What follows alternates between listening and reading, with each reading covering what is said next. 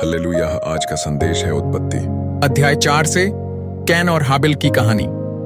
आदम और हव्वा के अदन बाग से निकलने के बाद हव्वा ने एक पुत्र को जन्म दिया और उसका नाम रखा कैन, जिसका अर्थ है प्राप्त किया या हासिल किया। दूसरा पुत्र था हाबिल, जिसका अर्थ है व्यर्थ या क्षणभंगुर। दोनों भाई मानव इतिहास के पहले उपासक थे जिन्होंने भगवान को बलिदान अर्पित किया। कैन किसान बना और हाबिल भेड़ों का चरवाहा। एक दिन दोनों ने अपनी अपनी मेहनत से भगवान के लिए भेंट तैयार की। कैन ने भूमि की उपज चढ़ाई, जबकि हाबिल ने अपनी भेड़ों के पहलौठे बच्चे और उसकी चर्बी अर्पित की। लेकिन कुछ अद्भुत हुआ। भगवान ने हाबिल और उसकी भेंट को स्वीकार किया, परंतु कैन और उसकी भेंट को अस्वीकार कर दिया। क्यों? इब्रानियों 11:4 में लिखा है, विश्वास के द्वारा हाबिल ने कैन से उत्तम बलिदान चढ़ाया। अर्थात भगवान ने भेंट नहीं बल्कि हृदय को देखा। हाबिल ने विश्वास और प्रेम से अपनी सबसे अच्छी चीज प्रभु को दी।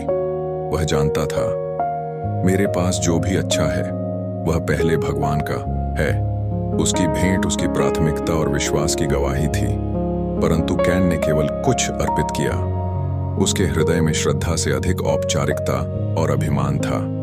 परिणाम स्वरूप उसकी उपासना अस्वीकार हो गई और उसका हृदय ईर्ष्या और क्रोध से भर गया। अंत में उसने अपने भाई हाबिल की हत्या कर दी। तब भगवान ने कहा, उत्पत्ति 4:7, यदि तू भला करेगा तो क्या तेरा मुख ऊपर न उठेगा? पर यदि तू भला करेगा तो पाप द्वार पर घात लगाए बैठा है।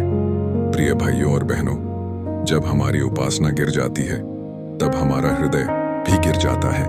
भगवान को हमारे कर्म नहीं, हमारा हृदय और आज्ञाकारिता चाहिए। हाबिल का बलिदान रक्त के द्वारा था और यीशु मसीह ने उसी का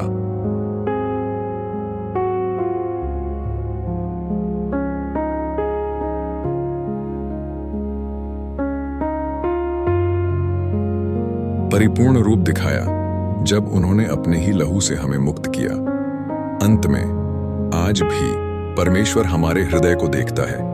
वह बाहरी रूप नहीं बल्कि सच्चे प्रेम और विश्वास से भरी उपासना को स्वीकार करता है। ईश्वर करे आज हमारा हृदय हाबिल की तरह सच्चा और नम्र हो।